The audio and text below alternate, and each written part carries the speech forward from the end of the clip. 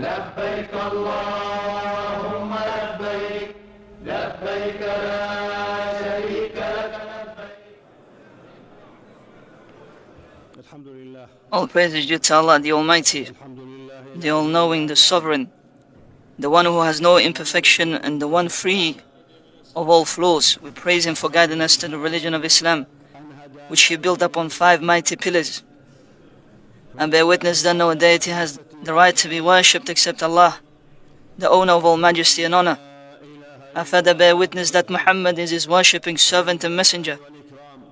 May Allah's finest salah and salam be upon him, his family, and his noble companions and followers. To proceed, O people of Iman, observe taqwa of Allah by obeying His commands and avoiding His prohibitions. Indeed, Allah loves the people of taqwa and has promised a favorable outcome for them.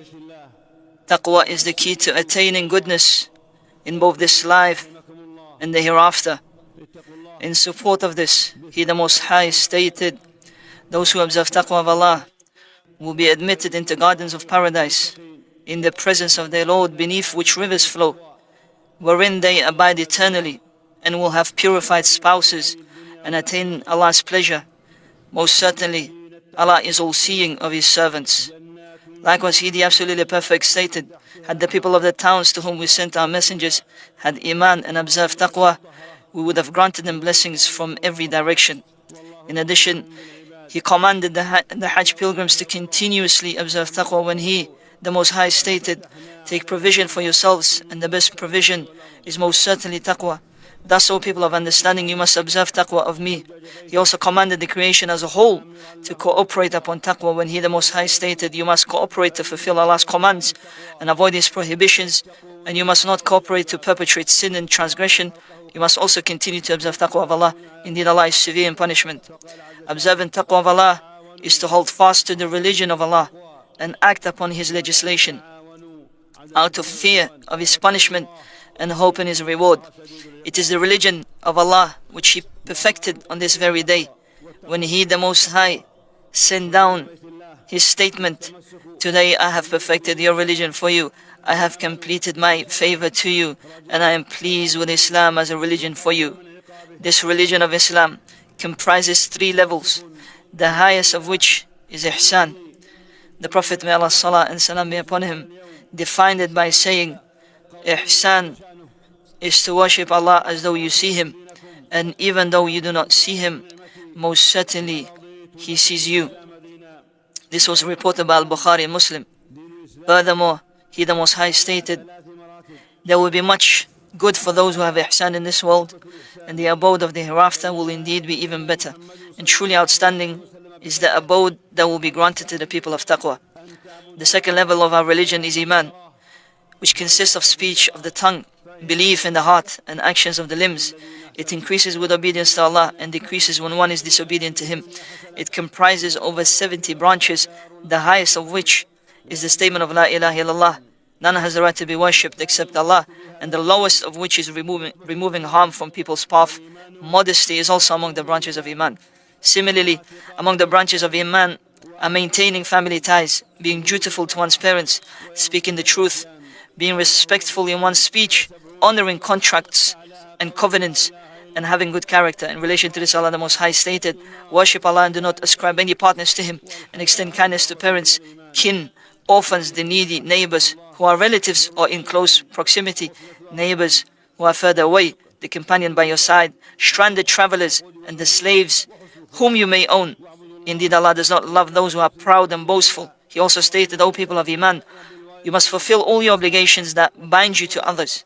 In addition, He the Most High stated, Messenger of Allah, tell my obedient servants to say the words that are best. When they fail to do that, shaitan certainly sows enmity between them. Indeed, shaitan is truly an open enemy to mankind.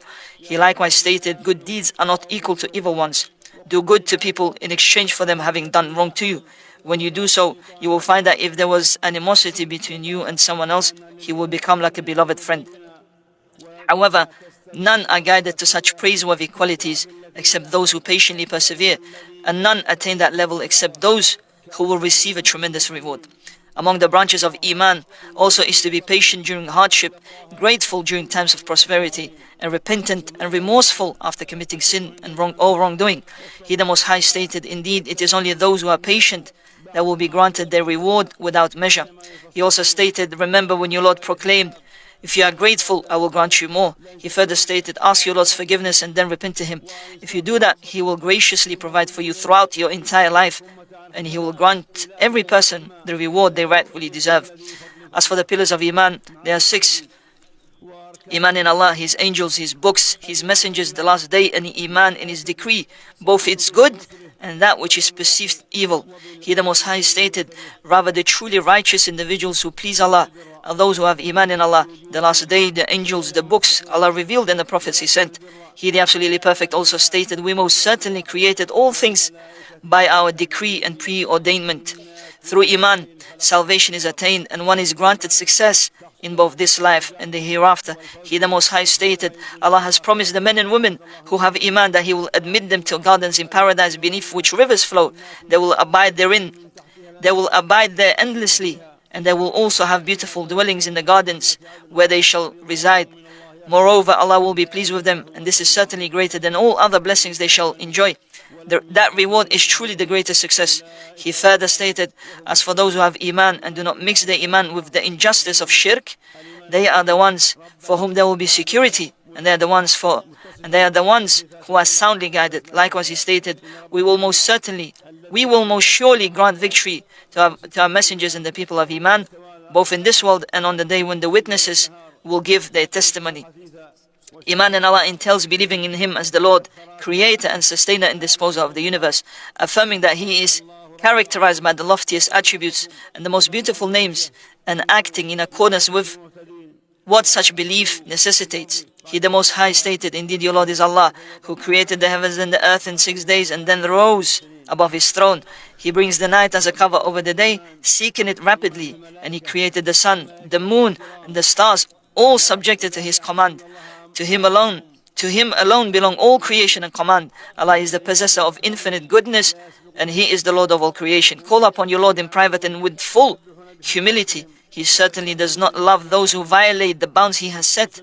Do not cause corruption on earth by committing sins, after Allah has put it right by sending His messengers and establishing things in accordance with His legislation.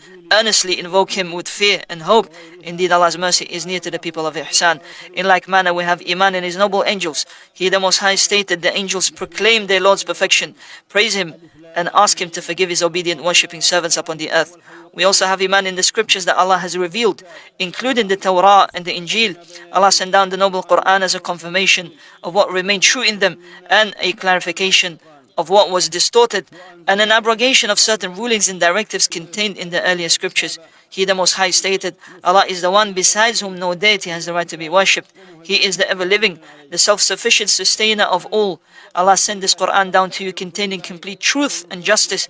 It confirms the truth of what came before it. He sent down the Tawa and the Injil prior to the Quran as guidance for mankind. And He sent down this Quran as a criterion to judge between right and wrong. He likewise stated, we have sent down to you this Quran in truth, confirming the scriptures that came before it, clarifying what had been distorted in them, and abrogating some of their legislations and directives.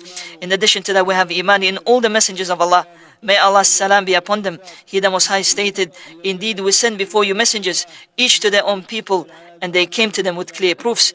Then we inflicted punishment upon those who persisted in wickedness, and it was our duty to assist the people of Iman. Similarly, we have Iman in the last day, the day of resurrection, the day of recompense and reckoning, with all that it entails of paradise as a reward for the awliya of Allah, and the hellfire and punishment for His enemies. He the Most High stated, the abode of the hereafter is far better for those who observe taqwa. Will you not then understand? Likewise, we have Iman that Allah has decreed everything that occurs, and that all things are recorded in the preserved tablet. He has willed and created them. He the Most High stated, that is the established way of Allah with those prophets who have passed on before. Indeed, the command of Allah is a decree preordained. He further stated, indeed, Allah's command will inevitably occur. Allah has decreed a term for all things.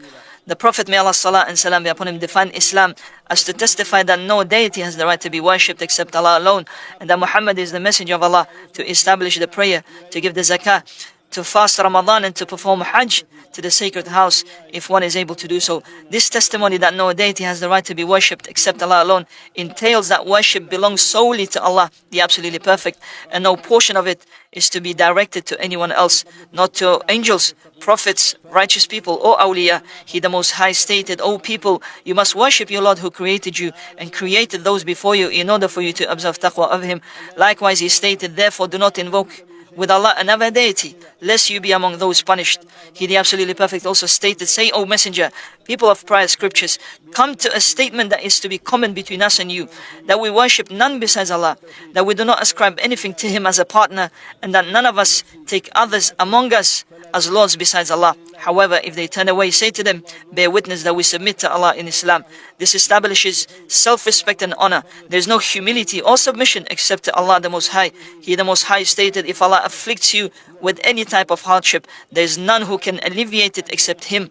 And if He wants to grant you any type of blessing, there is none who can withhold this favor from reaching you. Among His servants, He causes whomever He wills to experience both good and bad, and He is the most forgiving, the bestower of mercy. As for the testimony that Muhammad is the messenger of Allah, may Allah's salah and salam be upon him, it necessitates obeying him in whatever he enjoined and prescribed, believing him in what he informed us of, and following his way in acts of worship. Therefore Allah is to be worshipped only through what the messenger of Allah, may Allah's salah and salam be upon him, brought. He the Most High stated, there has indeed come to you a messenger from among yourselves. It grieves him that you should suffer any hardship. He is concerned about your guidance and well-being, and He is kind and merciful to the people of Iman. He further stated, those who follow the messenger, the unlettered prophet, whose description they find written in the Tawa and the Injil, which are the scriptures they already have with them. He also stated, if you dispute about anything, refer it back to Allah and His messenger. If you truly have Iman in Allah and the last day, doing so is better than disputing or acting based on mere opinion, and it will produce the best outcome. Confirming that Muhammad, may Allah's salah and salam be upon him, is the messenger of Allah, eliminates disagreement among the ummah and unifies the source from which knowledge is taken. Through this, acts of worship are unified, and their manner of performance is not subject to divergence. This protects us from falling into innovation in the worship of Allah, ensuring that we worship Him only through what has been revealed in the Quran and the Sunnah. In this way, the creation of Allah is united and their hearts come together. The second pillar of Islam is the establishment of the prayer, which serves as a connection between the servant and their Lord. It is a means of salvation, an organizer of time, and a way to instill in the servant a sense that Allah is ever watchful over them. This trains them to fulfill their tasks and bear their responsibilities. Prayer comprises both outward and inward purification, as well as physical and spiritual. Congregational prayer builds bonds in society and cultivates mutual love among its members. He the Most High stated, consistently establish the 5 obligatory prayers as prescribed, especially the middle prayer, and stand before Allah with obedience and devotion. Furthermore, He stated, indeed performing prayers is a duty upon the people of Iman at the appointed times. He also stated, indeed, prayer that is performed in the right manner deters one from immorality and wrongdoing. Similarly, he stated, the people of Iman are indeed successful, those who offer their prayers with full humility. Additionally, he stated, O people of Iman, when you want to perform prayers but are in a state of minor impurity, you must first perform wudu by washing your faces, washing your forearms up to and including the elbows, passing your wet hands over your heads, and washing your feet up to and including the ankles. If you are in a state of major impurity, you must first perform ghusl by washing your entire body. He likewise stated, continue to establish prayer as prescribed at the 2 ends of the day and in some hours of the night. Indeed, righteous deeds certainly wipe away sins. That is an admonition for those who take heed. In like manner, among the pillars of Islam is the giving of zakah, the allocation of a portion of one's wealth to designated recipients for the benefit of the wider community. It invigorates economic movement, purifies the soul from greed, miserliness, and selfishness, and nurtures a spirit of generosity and selflessness. Moreover, it addresses the needs of the poor, reinforces social bonds, connects members of society, and fosters love, harmony, and a profound sense of social solidarity. Allah the Most High stated, you are to give the obligatory zakah Whatever good you send forth for yourselves, you shall find it with Allah. Indeed, Allah sees all things that you do. He the Most High also stated, as for my mercy, it encompasses all things in this world. However, I will record my mercy in the hereafter for those who observe taqwa and give the obligatory zakah, and those who accept our ayat and submit to them. He further stated, take, O Prophet, from their wealth charity, which would purify them from their sins, cause their wealth to grow, and elevate them from the stations of the hypocrites to the stations of the sincere. He, the absolutely perfect, also stated, zakah is only for the poor, the needy, those employed to administer it, those whose hearts are to be brought together, for freeing slaves, for those in debt, for Allah's cause, and for stranded travelers. This is an obligation imposed by Allah. Indeed, Allah is all-knowing, all-wise. The fourth pillar of Islam is fasting, the month of Ramadan. It trains the soul to be patient and resist desires, instills awareness of the suffering of the deprived, nurtures the soul to abandon harmful habits, weakens the hold of worldly attachment over the heart, fosters humility, and brings physical well-being. He, the Most High, stated, O people of Iman, fasting was prescribed for you just as it was prescribed for those before you, in order for you to observe taqwa. The fasting prescribed is for a specific number of days. However, if any of you is ill or on a journey, they must fast the same number of days at another time. Then he stated, the month of Ramadan is the one in which the Quran was sent down as guidance for mankind, and as clear evidences that show the correct path and distinguish between right and wrong. Therefore, everyone among you who is present for the month is to fast its days. And if anyone is ill or on a journey, he must fast the same number of days at another time. Allah wants ease for you, and He does not want to make things difficult for you. Furthermore, He has given you His directives for you to complete the prescribed number of days, for you to proclaim His greatness, for all the guidance He granted you, and so that you would be grateful to Him. As for the fifth pillar of Islam, it comprises what Allah has facilitated by His special aid for the pilgrims of His sacred house to perform the rites of Hajj. This nurtures within the soul a remembrance of the last day, reverence for the Lord and His commands, and a spirit of submission, compliance, and contentment. Hajj also fosters discipline and unity, includes feeding others through sacrifices, vows, and expiations, and promotes respect for time and using it purposefully. He, the Most High, stated, complete Hajj and Umrah for Allah. However, if something prevents you from completing them after you have assumed ihram, then you must offer a sacrifice that is within your means. He, the Most High, also stated, Hajj is in the well-known months. Thus, those who intend to perform Hajj during them must avoid intercourse and its precursors, sins, and disputing during Hajj. And whatever good you do, Allah indeed knows it. Then he stated, then when you depart from Arafat, engage in dhikr of Allah at Muzdalifah. Establish the dhikr that is due to Him, for having guided you as you were indeed previously among the astray. Pilgrims to the sacred house of Allah. What the leadership of the Kingdom of Saudi Arabia extends in terms of care and profound attention to the two holy mosques and the sacred sites is immense. What it provides to the pilgrims to the sacred house of Allah through its various service and security bodies in the form of exceptional care and attention has enabled them to perform their Hajj rites and in safety, tranquility, and ease. It is incumbent upon every Muslim to comply with the regulations, instructions, and guidelines governing the Hajj. Doing so is part of fulfilling the higher objectives of the Islamic legislation. It is a religious and ethical duty and a mark of civilized conduct, reflecting the spirit of cooperation and discipline. It ensures the smooth movement of pilgrims and allows for the rites to be performed with ease and without hardship. Pilgrims to the sacred house of Allah. The Messenger of Allah, may Allah salam be upon him, stayed at Arafah after delivering his sermon and combining the Dhuhr and Asr prayers in shortened form. He remained there until sunset, then proceeded to Muzdalifah, where he combined Maghrib and Isha, praying their 3 rak'ahs for the former and 2 for the latter. He spent the night there until he prayed Fajr and sat remembering Allah until the sky grew bright. He then went to Mina and threw seven pebbles at Jamra al-Aqaba, sacrificed his offering and shaved his head, thus completing the first stage of exit in the state of Ihram.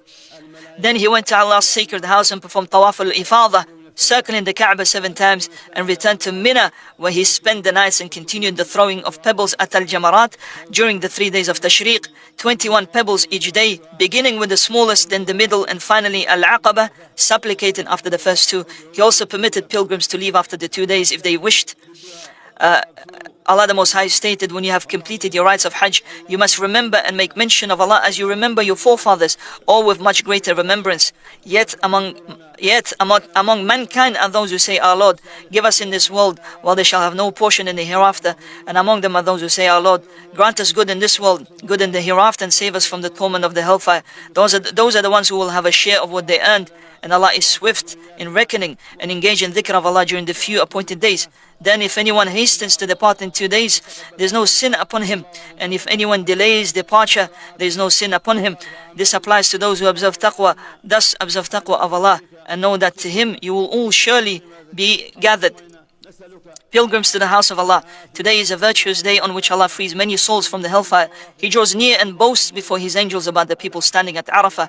Therefore increase in praising and remembering Allah the Most High and absolutely perfect, and earnestly calling upon Him, for this is one of the places where supplications are accepted. Allah the Most High stated, Your Lord stated, Call upon me and I will most certainly respond to you. O Allah, forgive our sins, ease our affairs, rectify our offspring, admit us to paradise and protect us from the hellfire. O Allah, accept our Hajj and acts of obedience, aid us in showing gratitude to you, remembering you and worshipping you in an excellent manner. O Allah, rectify the state of the Muslims in the east and the west of the world, bring their hearts together, take care of all their affairs and plant love between them. O Allah, take care of our brothers and sisters in Palestine, feed the hungry among them, shelter the displaced, grant security to the fearful and protect them from the enemies. O Allah, grant your special assistance to the Muslim leaders to do all that is good and make them among the means of guidance and taqwa for others. O Allah, grant your special assistance to the custodian of the 2 holy mosques, King Salman ibn Abdulaziz, and to his trusted deputy Prince Muhammad ibn Salman, and reward them with the best of rewards for all they have done and continue to do in service of Islam and the Muslims. Your Lord is absolutely perfect, the Lord of all might. He is far exalted above every falsehood they attribute to Him. He grants salam to all of His messengers, and all praise is due to Allah, the Lord of all creation. May Allah's salah be upon His trustworthy. ربنا آتنا في الدنيا حسنة ربنا آتنا في الدنيا حسنة وفي الآخرة حسنة وقنا عذاب النار سبحان ربك رب العزة عما يصفون وسلام على المرسلين والحمد لله رب العالمين وصلى الله وسلم وبارك على نبينا محمد وعلى آله وأصحابه أجمعين.